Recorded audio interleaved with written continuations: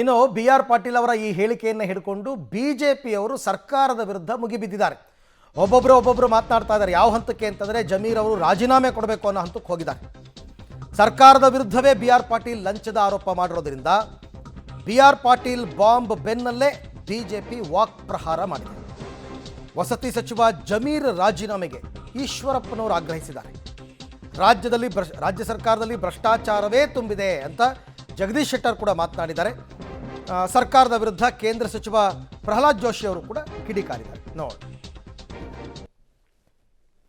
B R Patil ಅವರ ಅದು ಜಮೀರ್ ಅಹಮದ್ ಅವರ ಸೆಕ್ರೆಟರಿ ಜೊತೆ ಮಾತಾಡುವಂಥ ಸಂದರ್ಭದಲ್ಲಿ ಇವತ್ತು ಅವರ ಕ್ಷೇತ್ರದ ಉದಾಹರಣೆ ಕೊಟ್ಟರು. ಇಡೀ ರಾಜ್ಯದಲ್ಲಿ ಅದೇ ಪರಿಸ್ಥಿತಿ ಇದೆ. ಅವರ ಕ್ಷೇತ್ರದಲ್ಲಿ ಇವತ್ತೇನು ಮನೆಗಳ ವಿತರಣೆ ಆಗ್ತಾ ಇದೆ, ಹಣವನ್ನು ಕೊಟ್ಟಂಥವ್ರಿಗೆ ಮನೆಗಳ ವಿತರಣೆ ಆಗ್ತದೆ.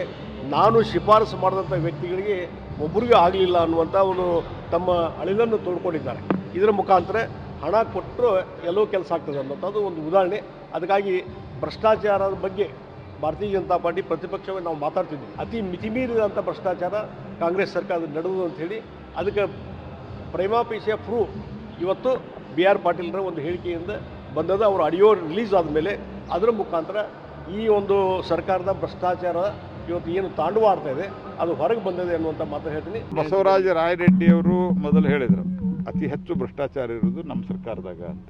ಅದಾದ ನಂತರ ಈಗ ಆಡಿಯೋ ಹೊರಗೆ ಬಂದದ. ನಾವೇನಾದರೂ ಹೇಳಿದರೆ ಸುಳ್ಳು, ಬಿಜೆಪಿಯವ್ರಿಗೆ ಕೆಲಸ ಇಲ್ಲ ಮಾಡೋದಕ್ಕೆ, ಭ್ರಷ್ಟರವರು 40% ಹಿಂಗೆ ಏನೇನೋ ಮಾತಾಡ್ತಾರೆ. ಹೇಳಲ್ಲ ಮುಖ್ಯಮಂತ್ರಿಗಳು ರಿಯಾಕ್ಷನ್ ಕೊಡಲಿ. ನಿಮ್ಮ ಮಂತ್ರಿಗಳು ಅಂದ್ರೆ ಮಂತ್ರಿ ಸ್ಥಾನದ ಸ್ಟೇಟಸ್ ಇರುವಂತಹ ಬಿ ಆರ್ ಪಾಟೀಲ್ರು ಹೇಳ್ತಾರೆ ದುಡ್ಡು ಕೊಡಲಾರದಂಥ ಮನೆ ಸಿಗುವುದಿಲ್ಲ.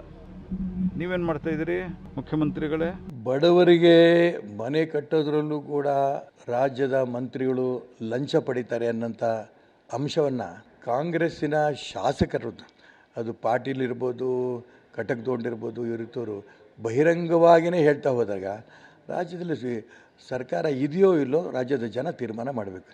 ಮುಖ್ಯಮಂತ್ರಿಗಳಾಗಲಿ ಸಂಬಂಧಪಟ್ಟ ಮಂತ್ರಿಗಳಾಗಲಿ ಇದ್ರ ಬಗ್ಗೆ ಸ್ಪಷ್ಟನೆ ಇನ್ನೂ ನೀಡಿಲ್ಲ. ನಾವು ನೋಡ್ತೀವಿ, ತನಿಖೆ ಮಾಡ್ತೀವಿ. ಏನು ತನಿಖೆ ಮಾಡ್ತೀರಿ? ಹಾಗಾದ್ರೆ ಇಮಿಡಿಯೇಟಾಗಿ ಡಿ ಆರ್ ಪಾಟೀಲ್ರೂ ಅದಾದ ನಂತರ ಕಟಕ್ ದೊಡ್ಡನ್ನು ಅರೆಸ್ಟ್ ಮಾಡಿ ಅವ್ರ ಮುಖಾಂತರ ಏನೇನು ಹೇಳಿದೆ ಅಂತಂದು ತಿಳ್ಕೊಂಡು ಅದಾದ ನಂತರ ನೀವು ಮುಂದಿನ ಕ್ರಮವನ್ನು ಜಮೀರ್ ಅಹಮದ್ ಬಗ್ಗೆ ಮಾಡಬೇಕು. ಅದು ಜಮೀರ್ ಅಹಮದ್ ಇನ್ನೂ ಬಾಯಿ ಬಿಡದೇ ಇರೋದ್ರಿಂದ, ಅದರಲ್ಲಿ ಅವರ ಇಲಾಖೆಯಲ್ಲಿ ಯಾರು ದುಡ್ಡು ಕೇಳಿದ್ದಾರೆ ಬಿಟ್ಟಿದ್ದಾರೆ ಬಾಯಿ ಬಿಡದೇ ಇರೋದ್ರಿಂದ ಇನ್ನೂ ಅನುಮಾನಗಳಾಗ್ತಾ ಇದೆ.